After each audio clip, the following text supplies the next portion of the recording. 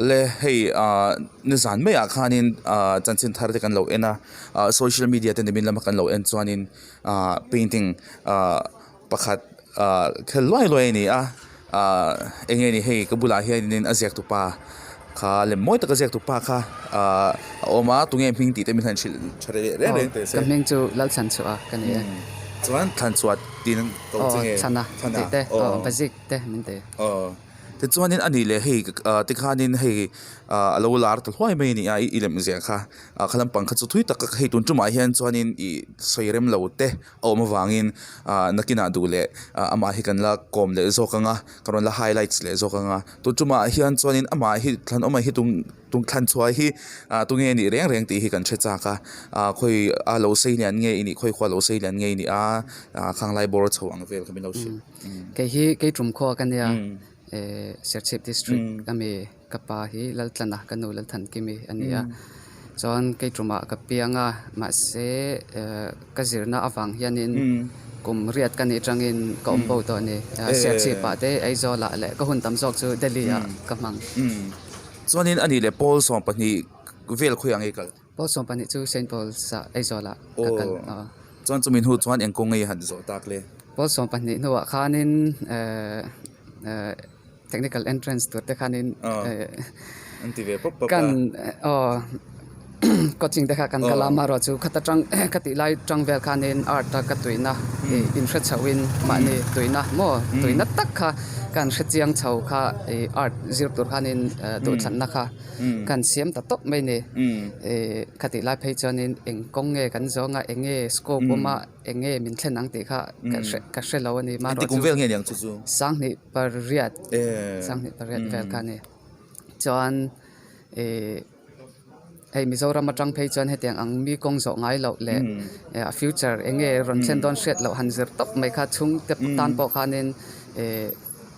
thil har sa ve tak khan ya mishing tak chuanin le khathiam thei lo zok zok po kan lo ni bik lo lai ka ra khan khatiang ama ni tuina tak zir thei tura du ka du thlanna min za sak po ka chung te bula kalom le a hei han en let le hi chuanin ka lo zir lo ang ti hi ka lau hle ni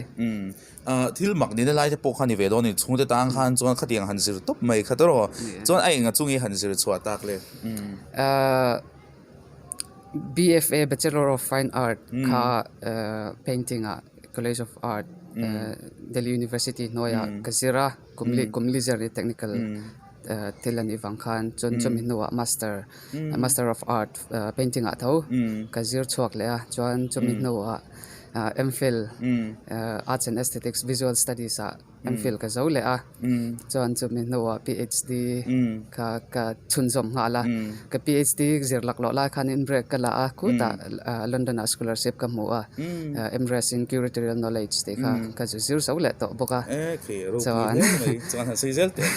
chuan tuna hianin PhD chu kala ti me kan kala zo lo ro pui le mai PhD han ti zo phei chuan hemi ko nga phei chuan mi zo te zinga chuanin ama saber tu ri vani email ve chu ma saber kan ni le ni lo chu ka shelo ma saber po hi poi mo ber chuang lo a ka thente timek po hi midangan ve artist le heteng lampanga zir hi kan tam lo a ma se heteng anti kan chau hi ai abikin art hi chu kan tui puya kan loma ama ro chu art ni phungte art nenge ti thai ti te art kan me hre dan te hi tongmoi lo ni lo se alapon lang ve ma public discourse le abikin academic level anga po discourse hi om lo mani hei wang ten art kan me hre dan te ala zaw lo ve a masela hei tiang ang lampang zir kan chho hi alom khop mai chon education lampang anga te po hianin zirna anga te po apoi mo zia shria in ziktir tu te an lak bel vezel boka hei po hi thil thatak nin ka shria ani le engtin nge inopan line lem zia angchi hei tui shim sang nge ni a khalai bor chaw khamin han chilte lem zia hi chun ya kat tui chan na po hi rei to in ka shria thei chin hei kanopan lai ka shriat phak to ka chang to hian ka tu yani amaro chu no pan lai chan tui na kha ka nga ve a thil chi sang in fiam na lampang te martial art lampang thleng kanin ka tui chawani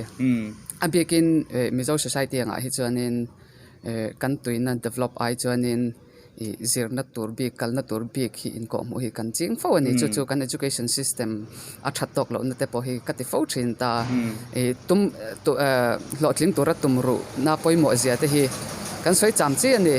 ama ro chu tumru na chu poimo rol in tumru na aya poimo ma sa zo ki omen ka hria chu passion hriat kan tuina hriat hin in ka hria tuina tak kan ti to hi chuanin tumru na hi chu aron om chop mai chu apoi in ka hria kan soi phel du chu tuina te lo hian tumru thei ti hi ka chiang ani an tuina tak lo ma sela chungte norwanga mo atha amo job oriented ani wangte lo thazok nei tur ni in seta wangthen an tumru hi an omani an hlotling ma se hlotling han te khanin hlotling kha engangin nge kan te kami an pas chho khan amo kami nan mu khan kami kha hlotling na kan di an tumru na chuanin khang kha chu an hu mai ma ro chu an na khan an tuyem midang te tan chen fa ko man ni am ti thleng khanin kha hlotling na kan te phong tur ni hen ka hria chu wangin tumru na satlia a hianin tuina hriat te hi apoimo le hian ka hrethin ti chuan chu nang po chu thil sang te han ngei to ta ti han ti kola amero chu to pa i thu thluk na chu ngei i tuina ber khalo ni ta tang chuan hi itum ai thui i thlengin siaim she han ti tlongila a chu zir chho da zel sia ati chu soi ang khanin ati ra khatin enge ti theya zirchi ni ti pokha ati ra kha chuanin kan shelo ani kan han ti chawa ti khanin kan zir mol ve top ni bachelors kan nei lai pe chuanin kan ti ve lem ziak thiam ni do top kha kan tum kha nei ama ro chu lem ziak thiam pe lama khan hete atak anna ale technical skills pe lama khanin lem ziak ina athil ti thei zia te mo social commentary te political commentary te le philosophy te mo context le enge kateng ang thil ril tak phok chok thei thilani ziate society ya diklo na te mi tor na te le injustice highlight thei tu ani te mo power structure han king thei han ti la khateng ang han do thei tu powerful tak ani ziate mo khateng ang kha art chuanin khateng ang atira ka lo hre the anga moi tak thil lem ziak moi tak pe lama athil ti theina han hret chhozel phe ka chuanin kan han zir chhozel la kan thiam lo zia kan han hret ya kan thiam lo zia la ka lo hret lem zia ka kan hret ka hret tel la zir le zel chang na kan nei ani ber ani ang chu ani le claiming kan zot kwa le do chenga hey eng chung kwa changa lo sei lian nge ni ti te tin unau eng sang nge ni ti te sei them kapa hi soi ang khanin kan ule pa te ka chung te hian min support mema soi ang khan support ka ti khanin hei thren khati chanin annu le pa te nan tuipui hin omani khang kha support dan chi khat chu ni dani ama ro chu ke chu min tuipui pha lo ne achan chu an hret thiam lo thil le achang phei chanin ki silfia zok te pong e chang silfia zok le silfia zo lo chang thei om vani achan chu abikin ke chu ka art kalphung hi adang ve deuh ta ni antin nge zo na thar kan pian chu tir thei ang ti te khatel lampang de kha ani ta ni achan het yanga thil lemmoi om sa va represent ai kha chuanin khateng ang thil te kha keima chuanin kha chu ka thought process le ka art process kha chu thu dang lo ni ta ang se contemporary art lampang hi ka tui zong ani ka materials mangat po lem zia ba ka hianin installation kan tiang chi te film te performance te hi ka tui na lamban ni ta khateng thil hei enge thil thar experimentation te khateng kha ka tui zong mani wang han chang chanin hei bab wer te khan mang deu noi zela ni ka heteng lampanga tui lo le lo hre rel lo dan chanin hre thiam te po khar thin ani khang ani wang khanin ka chung te tan hi chanin min support kha harsani ase chuti rolin min support ka te na chan an hre thiam lawa po khanin kalama khanan tangkla tani kha aro pui ka ti an tui zong ani kha chanin support kha all ani ma se an hre thiam lo le an tui phak lo a po khanin ani chon min support ta kha ani ta chon ka pa hi zirtir tu ani ya kanu hi chu na thok nei lem lo unau panga kan ni ya manilo ka khanin ka u kan upa ber kan chana chu kan chung ka den nang anau panglam nge ni anau pang ber tu kan ni chuan mei chia ten omem mai chia pahni mi pa pathum ang kan ani chu toro ti chuan in chung ko duom tak inni po ka beisia tin ithil hlir dan po kha te khan chi sang sang kha hriat thiam thei mai a ani chuan hei minol puina kan lo hriat thiam thei dan turin eng ang lem hi ngei han zia ngun ber enten nan in hei nge tlang lem kan han ti te ol sam do in han shil fiat te chu soi ang khanin nia hun hei le chen kan lo lu chil ve to ta art ka hriat thiam dan le art ka hmu dan apo ain chak chho ve zel ani soi ang khanin ka hriat lo zia hi ka in hriat chianga alo zau zia le alo ril thei zia te mo thil tam tak soi thei tu ani zia te chuti rualin hei kong tam taka stereotype te hi king tel ve thin da ni kan artwork se se hian mo chon keima hi chonin soi ang khanin hei contemporary art hi ani do bera chu ti big po nei chong lo medium big le lo style big po om chong lo keima big ka phe hi chonin medium pakhat amo style pakhat anga hian in confine ka do lo ni achan chu a issue zirte mo adin enge kan eng issue nge kan vertical ti te le enge zia chho ka du te ka expression le ka chung rila zir khanin ka medium man le chu ka thil zia chho po chu dang ani chu mo zia ber po chu ini ka ziak thei vek ani ber chu toro ziak thei te khanin ka nia ka technical skills le ke ma thiam na thil te chu unlimited ve tho me thei ta chan chu midang zia thiam kha ka ziak thiam kher lo me thei ta ni ama ro chu ke ma thei na ber le enge ka tihchhuah tum kha eng medium nge eng hianin nge phok chhuak berang ti azir khanin achang chan chu hei charcoal te hi man nuam ka tia acrylic paint te po chu ka hei painting a te po chun ka mang thau ta ni hei landscape te po ka ziak ta cityscape te po mo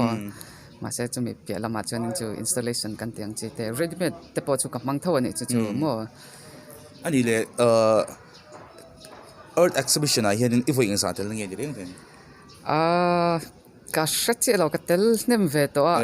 Mizoram mà tất khi cho nên có ngày lâu phải cái tel tầm lâu anh thì cái tranh iron ho hay iron iron late le karon late thì chú comment February khan karon late đâu chứ mà sẽ là hey MADS hiện in Mizoram Art Development Society hiện in member cái này anh ni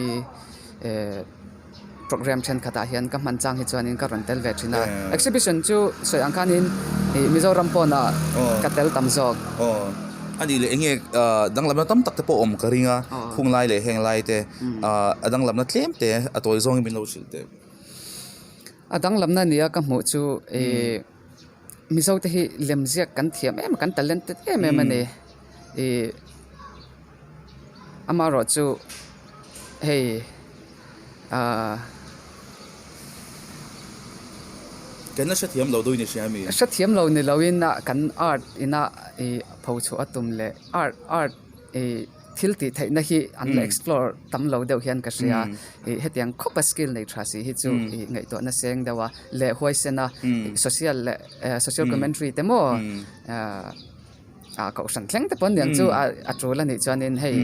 criticism tập bộ mà lén vạch ta social ngọn rồi thì làm ai mà cho nên society xem chặt tu te lâu nên thấy ta injustice thế mà tiếng anh thiếu trả lâu om te khát tiếng anh highlight thấy tu bởi mọi tắc tu bởi mọi tắc khi anh ta hay tiếng lắm bằng te hi han explore tam deu ila ti te chu ka ngai dan deu ne amaro chu kha kan va soi thei ni lo ta achan chu hei mi so chu kan art tam tak hi chu romantic lens at le thei hin in ka ria kha kan soi tam tak po literature anga te po hian in romanticism hei mi so chu lungleng thei tak mi kan ni kan ti ang chi kan lunglen na te moi kan ti te mo kan man lai nun hlui te ka te ang pho chho hi nuam kan la ti ria chu adik lo na eng ma om lo wa ke ma va soi thei ani lon ma ni in express du na kha chu ani mai ta kha adang lam na po kha ani ve atho ni hi kan sei ta kan khana ti ra ma khanin thlan chu hi khami Zoramthanga lem kan Chief Minister Zoramthanga lai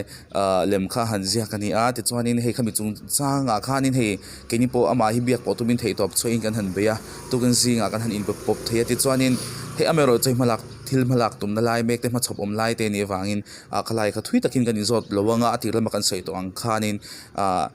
amero chu pakhat che ka so tu entik ai ziang e kha mi no chil shim khami che ka sei them nia tu na chuanin khami chungchang kha soilo a him kati na chan le keima pona ka soi do lo na chan chu nia kan base in a low sensitive politics political party lampang te po ina a le lama po a then te phei chanin opposition lampang party fe poran yang ti ang song te panan lo soi du dan den ya ma se khatyang ang khatyang song chan eng ma intention ke ma chan kan nei lo ta thel sensitive ani wangin khat lampang kha chu comment ka du lawa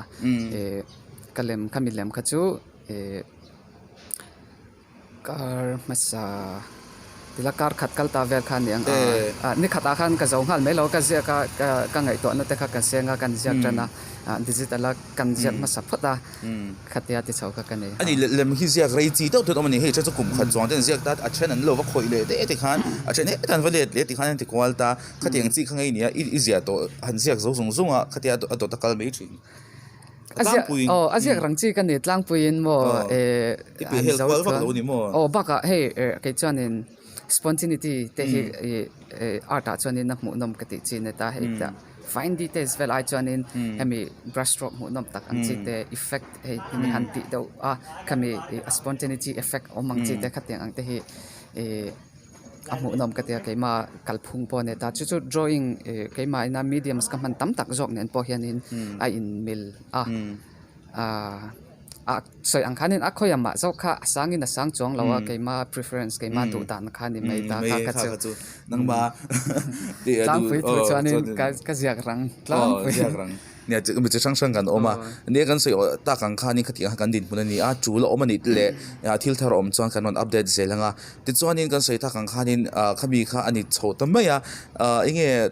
tlan chwa soi du te le nem nang ma hianin han soi du riau te nei chuang lo nge nei đâu thấu in me tu na mai chanin la nei chi lo ne kan kina kan la in mule don thowa aboro ka zerin kan clear tu te chan chin in lo nge even donia ti kha kan han seidu atina top na kan seidu chu enge art kan ti chuanin mishing ina he ta ru chung ril angai to na aswang to na intinge kan han tiang atu thluk na te pon yang chuma decision nge te po aba pho chuana khani tamaya chuanin entirnanin entirna to tam tak chung tiang a po chuan om thayang chuan kan ngai to na kha zau ta kha mi zo mi pui te kan in honzel hi kan malam huna tan te po acha o mange ti kha atop na kan han save du ni AMN highlights